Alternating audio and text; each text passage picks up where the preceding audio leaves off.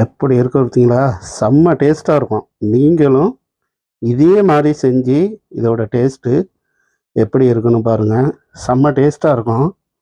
அனைவருக்கும் வணக்கம். Export Tamil channel உங்கள் சேகர்.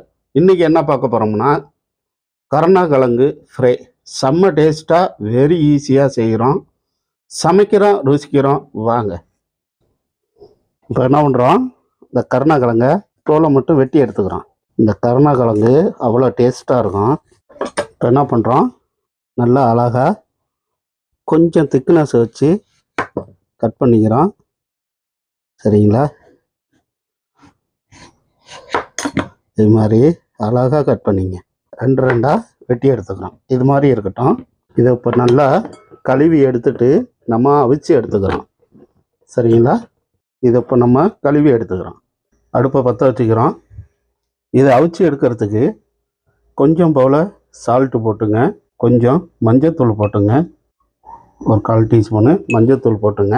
இப்போ என்ன பண்ணுறோம்னா அதோட புளி தண்ணி கொஞ்சம் போல் புளி தண்ணி ஊற்றிங்க. சரிங்களா? நான் கரைச்சி வச்சுக்கிறேன், அந்த புளி தண்ணியை தான் ஊற்றிக்கிட்டேன். இப்போ என்ன பண்ணுறோம்னா நான் கழுவி வச்சுக்கிறத இந்த கருணக்கிழங்கை இதோட நல்லா வேக வச்சுக்கிறோம். சரிங்களா? நல்லா கொதித்து வரட்டும். சரிங்களா? நல்லா கொதித்து வெந்து வருது, பார்ப்போம். இன்னும் கொஞ்சம் வேகட்டும். சரிங்களா? இன்னும் கொஞ்சம் வந்ததும் எடுத்துக்கலாம்.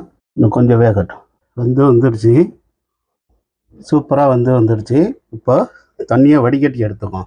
மசாலா ரெடி பண்ணிக்கிறோம். 2 டீஸ்பூனு கார்ன்ஃப்ளவர் மாவு போட்டுங்க, 1 டீஸ்பூனு அரிசி மாவு போட்டுங்க, கொஞ்சம் போல் மஞ்சத்தூள்.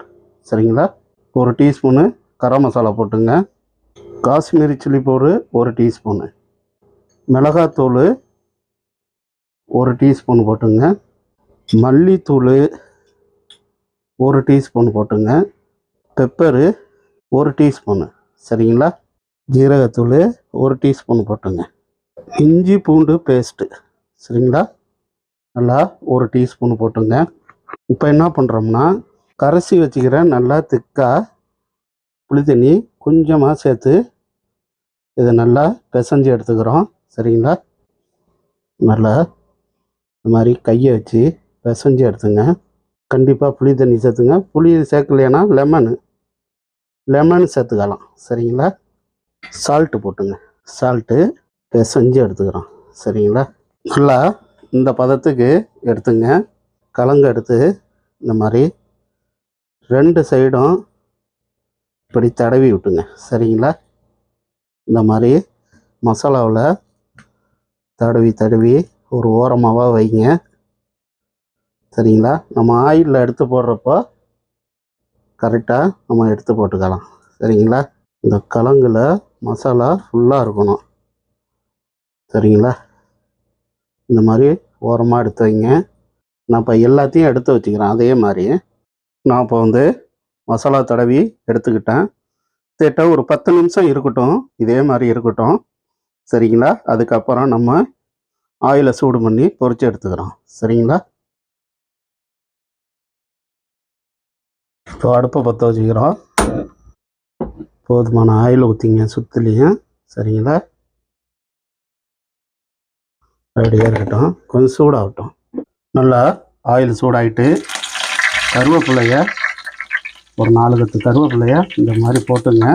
நம்ம மசாலா தடவி வச்சதை அப்படியே வறுசலாக எடுத்து வைங்க. சரிங்களா? ரொம்ப ஹை ஃப்ளேமில் வச்சிடாதீங்க, மீடியமாக வச்சுங்க. சரிங்களா? இல்லைன்னா கருகிடும். இது மாதிரி போட்டு எடுத்துக்கிறோம். சரிங்களா? போதும். 2 ட்ரிப்பு வரும், 2 ட்ரிப்பு போட்டு எடுத்துக்கணும். ரொம்ப ஹை ஃப்ளேமில் வேண்டாம், மீடியமாக வச்சுங்க. சரிங்களா? நல்லா வெந்தது இருக்கும். அப்புறம் ஒன்று ஒன்றா பிரட்டி போட்டுக்கலாம். சரிங்களா? கொஞ்சம் அப்படியே கொஞ்சம் வேகட்டும் அது. சரிங்களா? இப்போ என்ன பண்ணுறோன்னா அப்படியே இந்த மாதிரி சின்ன ஒரு தோசை பரட்டி மாதிரி இருந்ததுன்னா எடுத்து அப்படியே அழகாக பிரட்டி விடுங்க. எப்படி இருக்குது பார்த்தீங்களா? இந்த மாதிரி எடுத்துங்க. அப்படியே பொன் நிறமாக இருக்கணும். இப்போ 2வது ட்ரிப்பு போட்டு எடுக்கிறோம். சரிங்களா? நல்லா பொறுமையாக வேகட்டும். மசாலா வந்து இந்த மாதிரி ஃபுல்லாக அப்ளை பண்ணிங்க சரிங்களா. பொறுமையாக எடுத்து அதில் கட் பண்ணி போடுங்க சரிங்களா. பொறுமையாக வேகட்டும் சரிங்களா. வந்துட்டான்னு பார்ப்போம். அப்படியே பரட்டி போட்டுங்க. இந்த மாதிரி சின்ன தோசை பரட்டியாக இருந்தால் உங்களுக்கு ஈஸியாக இருக்கும். மசாலா வந்து கீழே கொட்டக்கூடாது.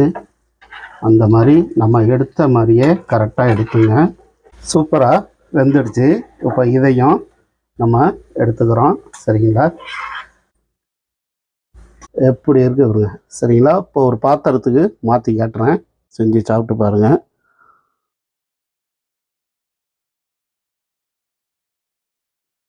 எப்படி இருக்கு பார்த்தீங்களா, செம்ம டேஸ்ட்டாக இருக்கும். நீங்களும் இதே மாதிரி செஞ்சு இதோட டேஸ்ட்டு எப்படி இருக்குன்னு பாருங்கள். செம்ம டேஸ்ட்டாக இருக்கும்.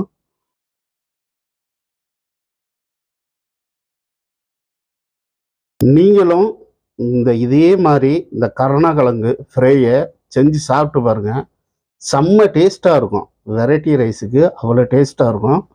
நீங்களும் இதே மாதிரி ஃபாலோ பண்ணுங்கள். எக்ஸ்பர்ட் சேனலுக்கு சப்ஸ்கிரைப் பண்ணுங்கள், லைக் பண்ணுங்கள். ஓகே பாய், உங்கள் சேகர்.